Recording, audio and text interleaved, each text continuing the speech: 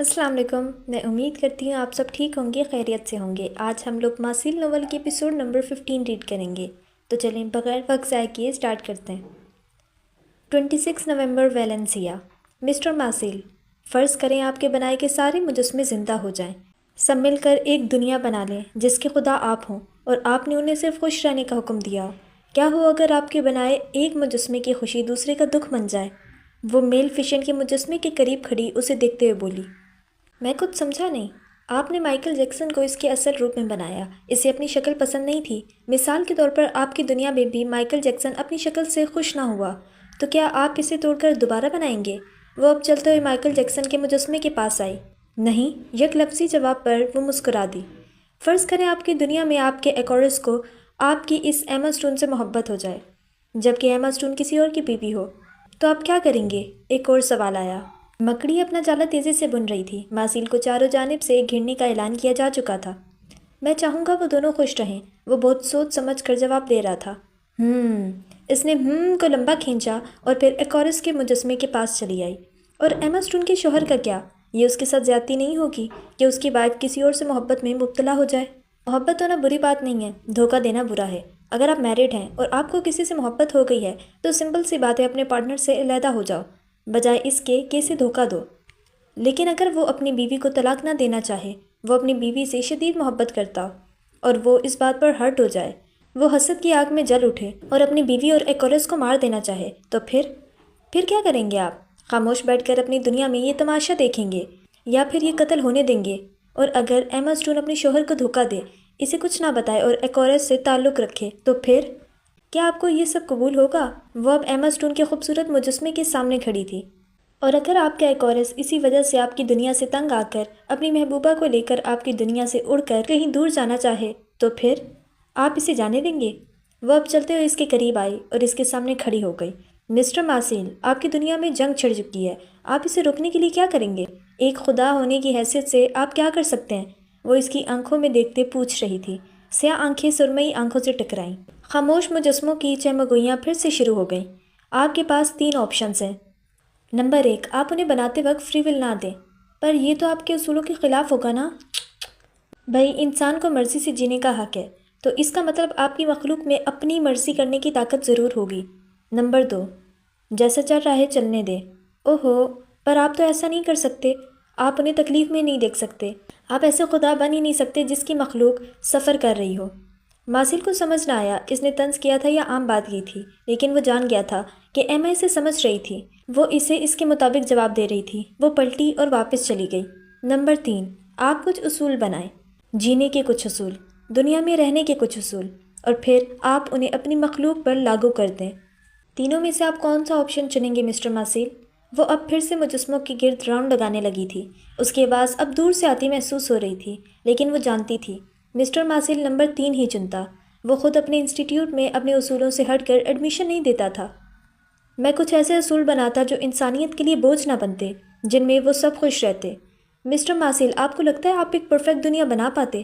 فرض کریں آپ نے اصول بنا لیے، لیکن ان اصولوں پر سب انسان عمل نہ کریں۔ ایما سٹون کا شوہر اپنی بیوی کو طلاق نہ دے اور بدلے میں آ کر ایکورس کا قتل کر دے، تب کیا کریں گے آپ؟ اسے ایسے ہی جانے دیں گے؟ اسے سزا نہیں دیں گے؟ اس کا لہجہ تیز ہوا۔ دنیا میں انسان کو خوش رکھنا سب سے مشکل کام ہے۔ ایک کی خوشی دوسرے کی تکلیف کا اکثر باعث بنتی ہے مسٹر ماسیل، اسی لیے میرے اللہ نے اصول بنائے کہ انسان ان اصولوں پر چلیں۔ وہ ایسا کوئی غلط کام نہ کریں جس سے دوسرا تکلیف میں مبتلا ہو۔ اسی لیے مرد اور عورت کے حرام رشتے کو ناجائز قرار دیا کہ کسی کا شوہر دکھی نہ ہو، کوئی اپنے پارٹنر کو دھوکہ نہ دے۔ لیکن آپ اور آپ کا مغرب ان باتوں کو اتنی آسانی سے نہیں سمجھ سکتا۔ ٹھیک ہے، اصول بنا لیے، پر سزا کیوں؟ سزا جزا کا کانسیپٹ نہیں ہوگا تو پھر انسان میں خوف کیسے پیدا ہوگا؟ کیسے وہ کسی کا قتل کرنے سے ڈرے گا؟ اوکے، مان لیا یہ سب ٹھیک ہے، پر عبادت تو اس نے صرف اپنے لیے رکھی نا، اور عبادت نہ کرنے پر وہ کیوں سزا دیتا ہے؟ کیوں؟ ماسیل گم پھر کر اپنے سوال پر آ کھڑا ہوا تھا۔ اس کی بات سن کر ایما نے گہرا سانس لیا۔ پتہ ہے مسٹر ماسیل، انسان کو اس کی مرضی کرنے، اس کو سمجھنے کی صلاحیت دینے کے بعد جب اللہ نے کچھ اصول لاگو کیے کہ اس طرح جینا ہے، تو ان اصولوں پر پورا اترنے کے لیے ایک راستہ چاہیے ہوتا ہے۔ اللہ تعالیٰ ارشاد فرماتا ہے کہ نماز برائی اور بے حیائی سے بچاتی ہے۔ برائی وہ چیز ہے جو تب حاوی ہو جاتی ہے جب ہم سے اچھائی کم ہو جائے، جب ہم عبادت کرتے ہیں تب ہم اس بات کو تسلیم کرتے ہیں کہ ہم اس کے بندے ہیں، ہم کمزور ہیں، ہم برے کام کرنے کے لیے پیدا نہیں ہوئے۔ مجھے لاجک چاہیے ایما۔ وہ ایک دم ہی چڑ گیا تھا، شاید اس لیے وہ اسے قائل کر رہی تھی۔ اس کی بات سن کر ایما مسکرا دی۔ وضو آتا ہے آپ کو؟ اس نے عجیب سا سوال کیا۔ سوری، میں سمجھا نہیں۔ میں نے پوچھا وضو آتا ہے یا نہیں؟ یعنی اب تو مجھ سے عبادت کرواؤ گی؟ اس نے کہکا لگایا۔ پہلی بار اس کے ہنسنے پر اسٹوڈیو میں رکھے تمام مجسموں نے برا سا منہ بنایا۔ انہیں ماسیل کا یوں ہنسنا اچھا نہیں لگا تھا۔ وہ تو کتنی توجہ سے ایما کی باتیں سن رہے تھے۔ مسٹر ماسیل، آپ جب مجسمہ بناتے ہیں، یہاں اسٹوڈیو میں کام کرتے ہیں، تو اس کے بعد آپ سب سے پہلے کیا کرتے ہیں؟ شاور لیتا ہوں، اس نے فوراً جواب دیا۔ اس کے بعد پھر سے آپ یہاں اسٹوڈیو میں آ کر فوراً کام کرنا شروع کر دیتے ہیں؟ اس بات ایما کی گہری سوچ کا شکار تھی۔ نہیں۔ کیوں؟ کیونکہ میں ہمیشہ کام کے بعد شاور لیتا ہوں۔ اگر پہلے لے لوں گا اور بعد میں کام کروں گا تو یہ مکسچر ہے، وہ جسم یا کپڑوں پر کہیں نہ کہیں لگا رہ جائے گا اور وہ مجھے اچھا نہیں لگتا۔ یعنی آپ کہنا چاہتے ہیں کہ شاور لینے کے بعد آپ صاف ستھرے ہو جاتے ہیں اور آپ کا دل نہیں کرتا دوبارہ گندا ہونے کو، ایسا ہی ہے نا؟ بالکل۔ یہی آپ کے سوال کا جواب ہے مسٹر ماسیل۔ جب ہم صبح اٹھ کر وضو یا غسل کر کے فجر کی نماز پڑھتے ہیں تو ہم صاف ستھرے ہو جاتے ہیں، ہم اپنے گناہوں کی معافی مانگ لیتے ہیں۔ اس کے بعد ہم اپنے کام کرتے ہیں اور پھر ظہر آ جاتی ہے، پھر ہم وضو کرتے ہیں، پھر نماز پڑھتے ہیں، پھر دعا کرتے ہیں، پھر ہم صاف ستھرے ہو جاتے ہیں۔ اس کے بعد ہمارا دل نہیں کرتا کچھ ایسا غلط کام کرنے کو جس سے ہم گندے ہوں۔ اگر ہمارا نفس ہمیں اکسائے بھی تو اور ہم کسی کشمکش کا شکار ہو جائیں تو پھر عصر کا وقت ہو جاتا ہے، پھر مغرب اور پھر عشاء۔ اللہ ہمیں بار بار بلاتا ہے تاکہ ہم برائی سے محفوظ رہیں۔ جب ہم صدق دل سے اس کے سامنے جھک جاتے ہیں پھر وہ ہمارے دلوں کو موم کر دیتا ہے۔ اسی لیے سب سے پہلے نماز کا حساب ہوگا۔ اس لیے اللہ ناراض ہوتا ہے، اس لیے نہیں کہ ہم اس کی عبادت نہیں کرتے، بلکہ اس لیے کہ جب ہم جھکتے نہیں ہیں تو ہم سخت ہو جاتے ہیں، بالکل ان مجسموں کی طرح، اور پھر ہم دوسروں کو تکلیف پہنچاتے ہیں۔ وہ کہہ کر خاموش ہو گئی اور مسٹر ماسیل خاموش کھڑا رہ گیا۔ اللہ کو اس بات سے فرق نہیں پڑتا مسٹر ماسیل کہ آپ اس کی عبادت کرتے ہیں یا نہیں۔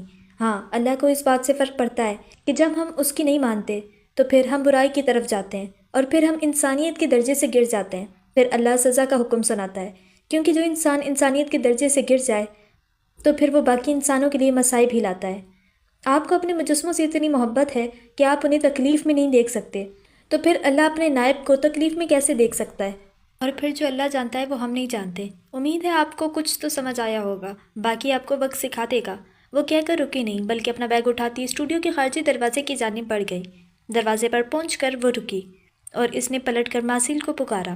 مسٹر ماسیل، آپ کو پتہ ہے میکسم گورکی کے ناول ماں میں جب پاول ولاسوف کی ماں نے اس سے اور اس کے دوستوں سے پوچھا، میں نے سنا ہے تم خدا کو نہیں مانتے، پاول ولاسوف نے جواب دیا، ماں ہم اس خدا کی بات نہیں کر رہے جو تیرے دل میں ہے، جو رحیم و کریم ہے، شفیق ہے اور اپنے بندوں سے محبت کرتا ہے۔ ہم تو اس خدا کی بات کر رہے ہیں جو پادریوں اور ملاؤں نے ہم پر مسلط کر رکھا ہے، جو ہر وقت ڈنڈا لے کر بندوں کو ہانکتا ہے اور ہر وقت ان کو سزا دیتا ہے۔ ماں، ایک دن ہم اپنا خدا ان پادریوں اور ملاؤں کے قبضے سے چھڑا لیں گے، پھر اس کو اپنے دل میں بسائیں گے اور اس کی حمد گائیں گے۔ بالکل اسی طرح مسٹر ماسیل، آپ کے ذہن میں خدا کا تصور بالکل غلط ہے۔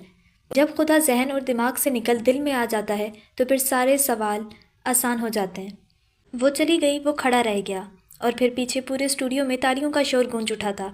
سارے مجسمے خوشی سے جھومنے لگے تھے اور یہ دیکھ کر مسٹر ماسیل کے لبوں پر مسکان بکھر گئی۔ وہ مس ایلف کے آفس سے باہر آیا تو بارش اب بہت حد تک تھم چکی تھی۔ ہلکی بوندا باندی تھی جو اکثر جاری رہتی تھی۔ وہ اپنی ہوڈی پہنے فٹ پاتھ پر چلنے لگا۔ شام کا وقت تھا، لوگ اپنے اپنے کاموں سے واپس آ رہے تھے۔ کچھ رات کی ڈیوٹی کرنے والے تیزی سے اپنے کاموں کی جانب رواں تھے۔ اس بھیڑ میں سیاہ زیادہ تھے جو لندن کی اس خوبصورت بارش سے مبہوت ہو گئے تھے۔ وہ یہاں کا رہنے والا تھا، اس نے ہمیشہ سے یہ موسم دیکھا تھا اور اسے بارشوں میں چلنا ہمیشہ سے پسند تھا۔ اس نے اپنے فون کو دیکھا جس پر ایمان کا نمبر جگمگ کر رہا تھا اور پھر اس نے وہ نمبر نہ چاہتے ہوئے بھی ملا دیا۔ بیل جانے لگی لیکن کوئی فون نہیں اٹھا رہا تھا۔ جیسے ہی وہ اسٹیشن پر پہنچی تو اس کا فون تھر تھر آنے لگا۔ پہلے اسے لگا شاید ماسیل کا فون ہو، اس نے نہیں اٹھایا۔ پھر اس کی سماعت سے میوزک کی آواز ٹکرائی، وہ کبھی نہ رکتی اگر وہ بروکن اینجل سے جڑی نہ ہوتی۔ اسٹیشن سے تھوڑا پہلے کچھ ٹین ایجر لڑکی لڑکیوں کا گروپ بینڈ لیے کھڑا تھا۔ وہ لوگ شاید اپنے بینڈ کی لوکل پروموشن کر رہے تھے۔ I'm so lonely broken angel, I'm so lonely listen to my heart. وہ بے اختیار رک گئی۔ پھٹی پرانی جینز شرٹ اور لیدر کی جیکٹ پہنے وہ لڑکی جس نے اپنے ہونٹوں تک میں جس نے اپنے ہونٹوں تک میں سوراخ کروا کے بالی سی پہنی تھی، وہ آنکھیں بند کیے کسی اور ہی دنیا میں پہنچی ہوئی تھی۔ اس کی آواز بے شک خوبصورت تھی۔ ایما کبھی نہ رکتی، لیکن بروکن اینجل نے اس کے پاؤں پکڑ جکڑ لیے تھے۔ وہ بے اختیار رکی، ان کی جانب بڑھی، لیکن مسلسل آنے والی کال نے اس کی توجہ کھینچی۔ اس نے نمبر دیکھا تو ویلنسیا کا نہیں تھا۔ فون مسلسل بج رہا تھا۔ جیسے اس نے فون اٹھا کر ہیلو کہا، دوسری جانب سے اسے کچھ سنائی نہ دیا۔ وہ شور سے دور جانے لگی تاکہ فون کرنے والے کی بات سن سکے۔ پہلے خاموشی تھی اور پھر فون میں سے بھی ایک تیز آواز سنائی تھی، I'm so lonely broken angel. اور پھر ایک دھماکہ سا ہوا، گاڑیوں کے ٹکرانے کا، لوگوں کے چلانے کا۔ اس نے فون کان سے ہٹا لیا اور اب وہ پھٹی آنکھوں سے فون کو گھور رہی تھی۔ تبھی کال ڈسکنیکٹ ہو گئی۔ وہ حیران پریشان سی وہیں کھڑی رہی، جبکہ دوسری جانب وہ اپنے سامنے ہونے والے حادثے کا آنکھوں دیکھا گواہ تھا۔ کتنی تیزی سے وہ گاڑی اس کے پاس سے گزری تھی، جس میں حد سے زیادہ تیز والیوم میں میوزک لگا تھا، اور پھر بالکل اس کی آنکھوں کے سامنے تھوڑے ہی فاصلے پر وہ گاڑی اشارہ توڑتی دوسری جانب سے آنے والی گاڑیوں سے ٹکرا گئی۔ چیخوں کی آواز گونجی، موت نے اپنے پر پھیلا دیے۔ گاڑی میں ایک 21 سالہ لڑکی تھی جو اپنے حواس میں نہیں تھی۔ وہ پیچھے سگنل توڑ کر آئی تھی۔ یہ اتنی برق رفتاری سے ہوا تھا کہ کسی کو سنبھلنے کا موقع ہی نہ ملا۔ بروکن اینجل مر چکی تھی۔ اس نے اپنی آنکھوں کے سامنے ایمبولینس کو آتے دیکھا۔ پولیس چاروں جانب پھیل گئی جو پہلے ہی اس گاڑی کا پیچھا کر رہی تھی۔ خوشگوار ماحول کو بدنما موت نے اپنی لپیٹ میں لے لیا۔ اس نے گہرا سانس سوگوار فضا میں خارج کیا اور بنا افسوس کیے آگے بڑھ گیا، کیونکہ اسے درد نہیں ہوتا تھا۔ ایما جانے کتنی دیر اپنا فون تھامے ساکت کھڑی رہی۔ اس نے سیاہی کو اپنے ارد گرد اترتے محسوس کیا، یوں جیسے سیاہ دھند نے اس کے گرد گھیرا ڈال لیا ہو۔ کیا اس سے فون کرنے والا مر چکا تھا؟ وہ کون تھا؟ کیا اس کی ذات اس قدر قرض تھی کہ وہ لوگوں کے لیے موت کا پیغام لاتی تھی؟ کتنے سوال تھے جو گولیوں کی طرح اس کے وجود میں پیوست تھے۔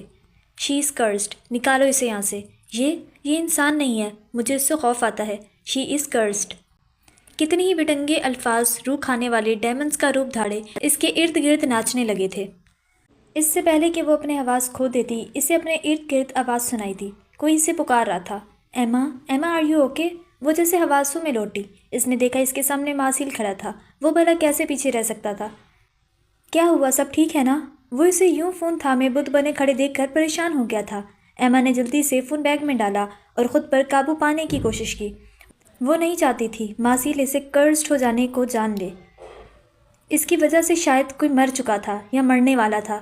سردی میں بھی اس کا چہرہ تپ تپا گیا، سرخ پیشانی، تپش زدہ آنکھیں۔ اسے لگا تھا اس کا وجود کہیں اس کا ساتھ نہ چھوڑ دے، پر وہ بھی ایما تھی، وہ درد سہ جاتی تھی۔ اس نے جلدی سے دونوں ہاتھوں سے اپنا چہرہ صاف کیا اور مسکرانے کی ناکام کوشش کی۔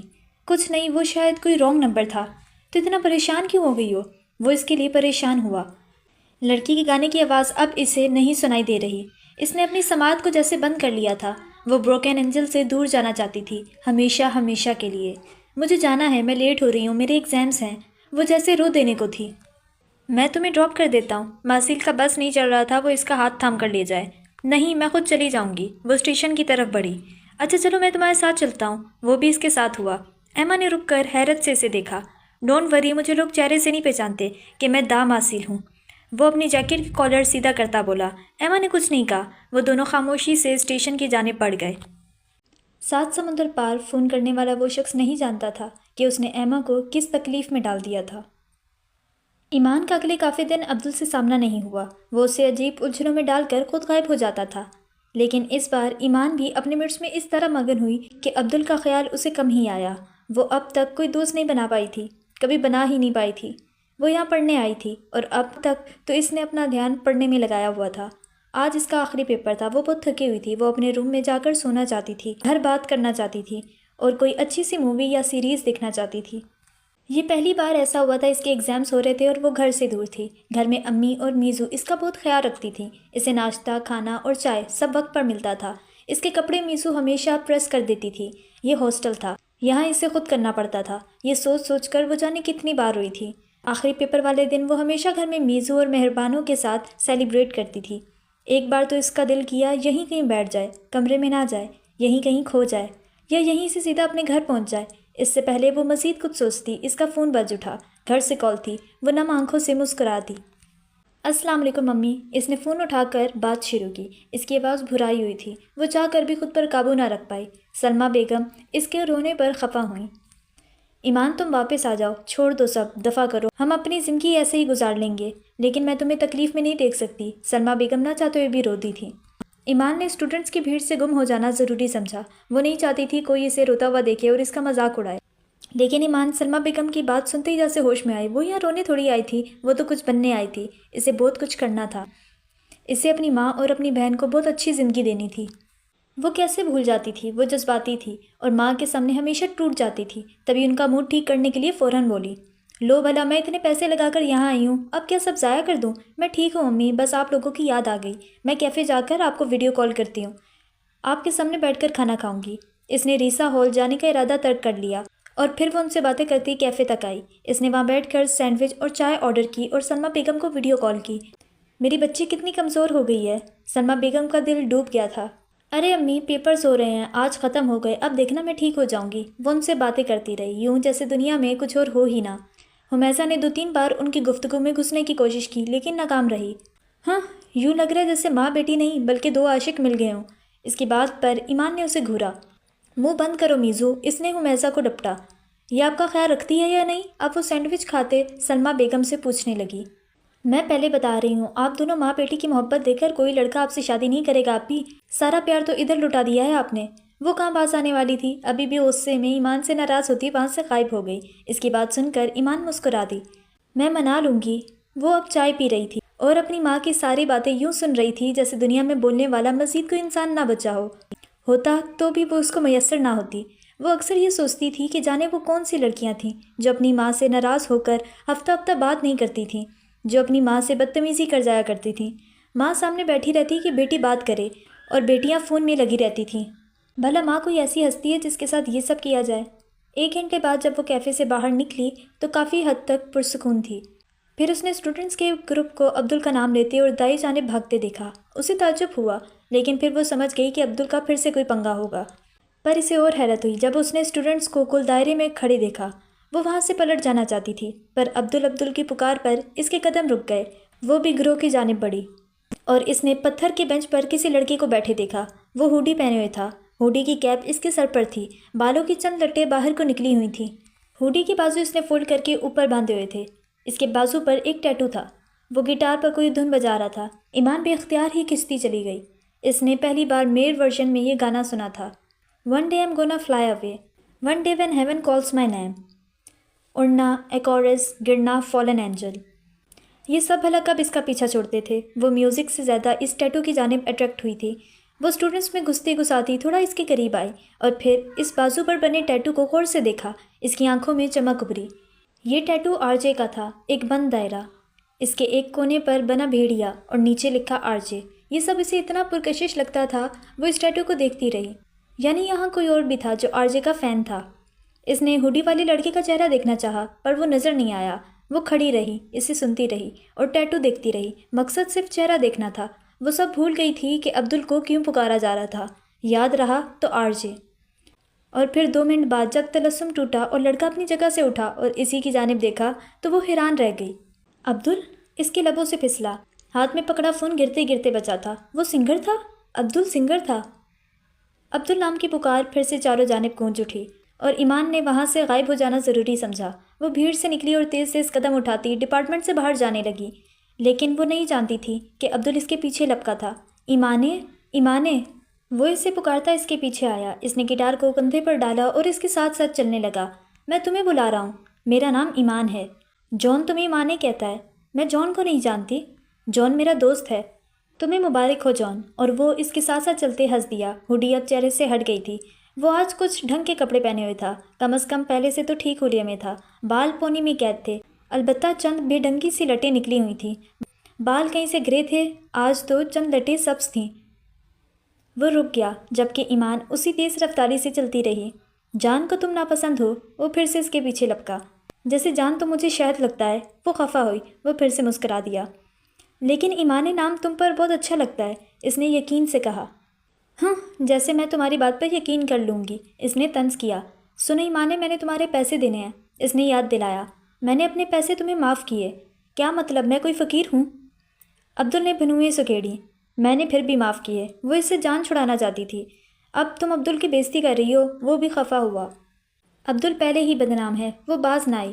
جان نے یہ سب سنا تو وہ برا مان جائے گا۔ چلو شکر ہے شاید اسی بہانے جان کی عزت نفس جاگ اٹھے اور وہ اپنے بدنام دوست عبدل کا سارا قرضہ چکا دے جو اس نے مفت میں لوگوں سے بٹور بٹور کر کھا رکھا ہے۔ اف، کہاں سے آئی ہو تم؟ اس بار وہ رک گیا۔ پاکستان سے۔ وہ تیزی سے آگے بڑھ گئی۔ ہمیشہ یاد رکھنا، وہ کہنا نہ بھولی تھی، جبکہ عبدل مسکراتی نگاہوں سے اسے جاتے دیکھتا رہا۔ عجیب لڑکی تھی۔ عبدل کا کنسرٹ تھا، اسے تیاری کرنی تھی۔ وہ کافی دیر کھڑا رہا اور پھر جان کے آنے پر وہ دونوں وہاں سے چلے گئے۔ البتہ راستے میں عبدل اسے اپنے اور جان کے بارے میں ایما کے خیالات سے آگاہ کرتا رہا، جس پر جان نے برا منہ بنایا جبکہ وہ ہنس رہا تھا۔ وہ کم ہنستا تھا اور آج کافی وقت بعد جان نے اسے یوں ہنستے دیکھا تھا